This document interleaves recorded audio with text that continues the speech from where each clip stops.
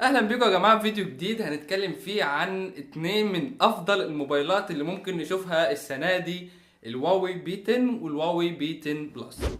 مبدئيا قبل ما نتكلم في اي حاجه خلينا نتكلم شويه عن الوان الموبايلات عشان هي كتير كتير قوي بصراحه. اللون الازرق واللون الابيض واللون الفضي واللون الاسود واللون الذهبي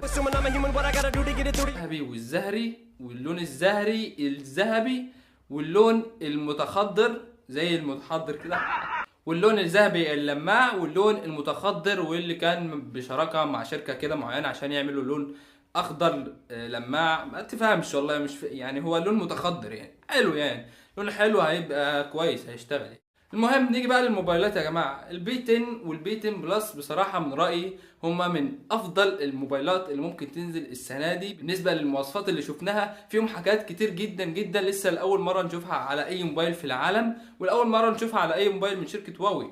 فبصراحة شايف ان هواوي المرة دي خلطتها صح، او عرفت تخلطها صح، عرفت انها ازاي تديك افضل اداء للموبايل، وازاي ان هي تبهرك بالموبايل، وازاي ان هي تقدر تنافس بالموبايل. يعني مش زي ما شفنا في ال جي جي 6 نهائيا. ال جي ما قدرتش ان هي تعلي المعالج بتاعها عن 821 علشان خاطر سامسونج محتكره المعالج السناب دراجون 835. هو قالت لك لا يا عم انا برنس، انت ما بتعرفش ولا ايه؟ انا ليا المعالج الخاص بتاعي كيرن يا حبيبي، كيرن 960 نزل على البي 10 والبي 10 بلس اقوى معالج في العالم حاليا، لو ما كانش اقوى من السناب دراجون 835 كمان. فبصراحه شايف ان هواوي فعلا كانت بتفكر صح من زمان قوي، لما فضلنا نقول ان دي من احد عيوب شركه هواوي ان هي بتحاول تستخدم المعالج بتاعها الكيرن على الموبايلات بتاعتها وتستغنى عن السناب دراجون، مع ان السناب دراجون افضل.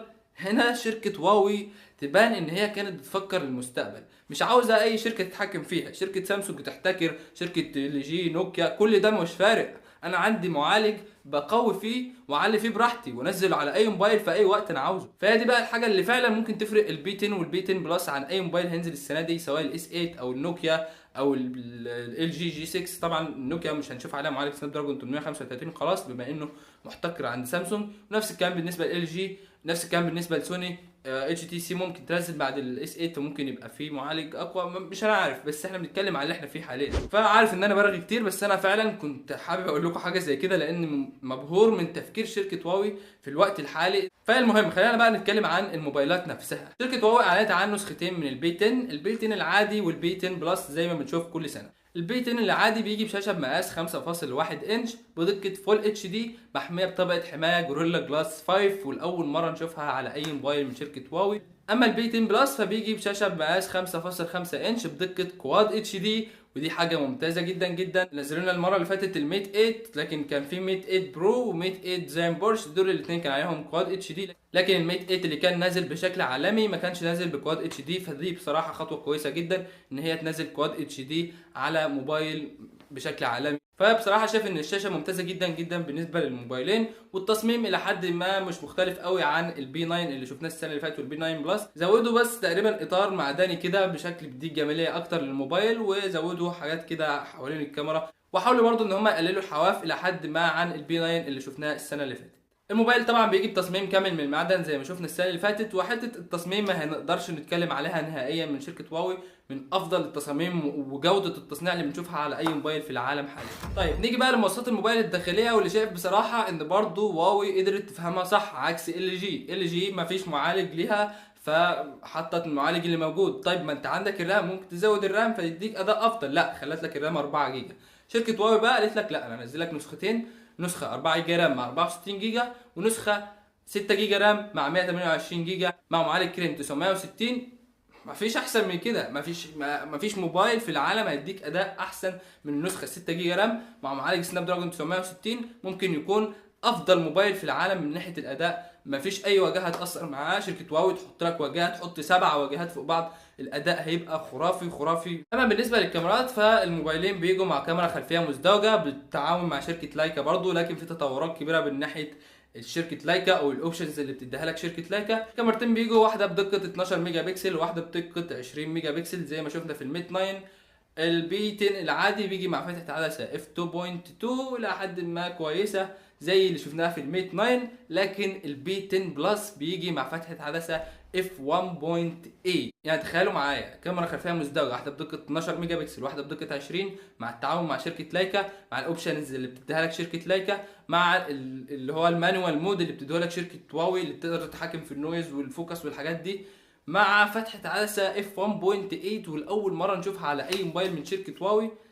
فبصراحه متوقع واحده من اقوى الكاميرات اللي ممكن نشوفها على اي موبايل في العالم حاليا. ومش كده وبس، كمان ده فيها مثبت بصري اللي هو الاو اي اس اللي شفناه في الميت 9 واللي شفناه في الايفون 7 بلس، وبتدعم تصوير ال 4K، وبتدعم برضه خاصيه الزوم اللي شفناها في الايفون 7 بلس او في ال جي جي 6 اللي هي ان انت تعمل زوم من غير ما تخسر كواليتي بدقه 2x. تقدر انت تزوم من غير ما تخسر الكواليتي بتاعتك الى حد ما. 2x قليله لكن كويسه مع الاوبشنز الباقيه اللي هي بتديها. الموبايل بيجي مع اخر اصدار من الاندرويد حاليا 7.1 مع الواجهه الجديده من شركه هواوي. اصدار جديد كمان من الواجهه هتبقى 5.1 اللي هي ايموشن 5.1، اصدار جديد. بيقولوا ان هم حاولوا ان هم يعني يقللوا من الاخطاء اللي كانت موجوده في النظام اللي فات ويخلوه اكتر سلاسه ويخلوه متماشي مع المعالج عشان يديك افضل اداء. طيب بعد كل المواصفات الرهيبه دي والشاشه والمعالجات الجامده والتصميم الكويس ومش عارف ايه وبتاع، هتقول لي اكيد بقى البطاريه قليله، ما هو اكيد الموبايل ما هيبقاش كامل، لازم نطلع عيب في الموبايل. اقدر اقول لك بكل بساطه الكلام ده مش مع شركه هواوي. شركه هواوي حطت لك في الموبايل البي 10 بلس بطاريه بسعه 3750 ملي امبر. بصراحه مش هنقدر نقول الا برافو هواوي، هتفضل تبهرنا كل سنه. شركه هواوي برضو بتقول ان هي اضافت في البي 10 بلس والاول مره نشوفها على اي موبايل في العالم خاصيه ال 4.5 جي زي ال 4 جي كده، لا دي 4 جي ونص، فاهم؟ اللي هو دي ممكن توصل لسرعه 600 ميجا بايت مثلا. طيب نيجي بقى للحاجه المهمه اللي هتحكم على كل الكلام ده، وهي سعر الموبايلين.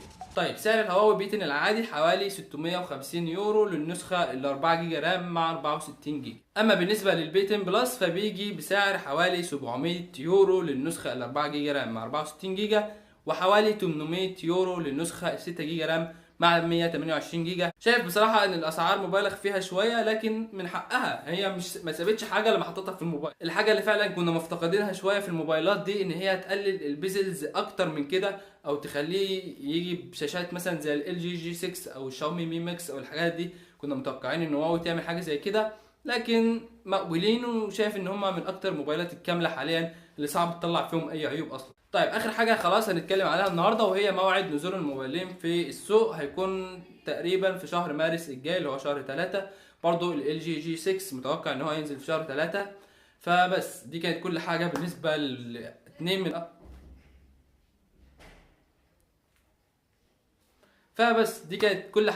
الاثنين من اروع الموبايلات اللي شفتهم. وان شاء الله برضو اكيد هتكلم عن موبايلات نوكيا جديده، فاتاكد ان انت تشترك في القناه، وهسيب لكم فيديو نوكيا اول ما ينزل ان شاء الله في الايه اللي بتظهر فوق على اليمين دي او فوق عموما. وبس بشكر كل اللي شاف الفيديو للاخر. سلام.